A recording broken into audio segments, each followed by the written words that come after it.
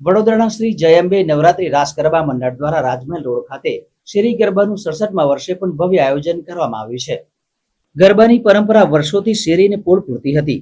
ઢોલ નગારા અને વૃંદના તાલે શેરીઓમાં માતાજીની આરાધના કરવામાં આવતી હતી। જો કે સમય જતાં આયોજનો મોટા પાયે અને કોર્પોરેટ ગરબા ઇવેન્ટમાં તબદીલ થઈ ગયા છે। હજારો રૂપિયા ખર્ચીને યુવા પેઢી કોર્પોરેટ ગરબામાં એક મહિના અગાઉથી જ પાસ મેળવવા માટે લાંબી કતારોમાં જોડાઈ જાય છે। આવા કોર્પોરેટ યુગમાં પણ સ્વદેશી અને પારંપરિક ગરબાને ટકાવી રાખવાનું કામ શહેરના રાજમહેલ રોડ ખાતે જય શ્રી અંબે નવરાત્રી રાસ ગરબા મંડળ દ્વારા કરવામાં આવે છે। ગરબાના આયોજક તેમજ ગાયક નીતિન પટેલ તેમજ આલાપ કલાવૃંદ નિધિ પટેલ દ્વારા 67 વર્ષથી ચાલી આવતા શેરી ગરબાની પરંપરા ટકાવી રાખી છે। મારી દીકરી મારા આંગણે આ થીમ સાથે રાજમહેલ રોડ લાલકોટ નજીક ભવ્યાતિ ભવ્ય શેરી ગરબાનું આયોજન વર્ષોથી કરવામાં આવે છે, જેમાં આ વર્ષે પણ જય શ્રી અંબે નવરાત્રી રાસ ગરબા મંડળ દ્વારા શેરી ગરબાનું ભવ્ય આયોજન કરવામાં આવ્યું છે। આ શેરી ગરબામાં શહેરના યુવાધનને ગરબે ઘૂમવા માટે આજે નીતિન પટેલ તેમજ નિધિ પટેલ દ્વારા આમંત્રણ આપવામાં આવ્યું હતું। એટલા માટે વધુ પ્રચલિત છે કે દરેક બહેનોને, દરેક ઉંમરની બહેનોને, દરેક જાત પાત કર્યા વગર બધી જ છોકરીઓને અહીં રમવા દેવામાં આવે છે।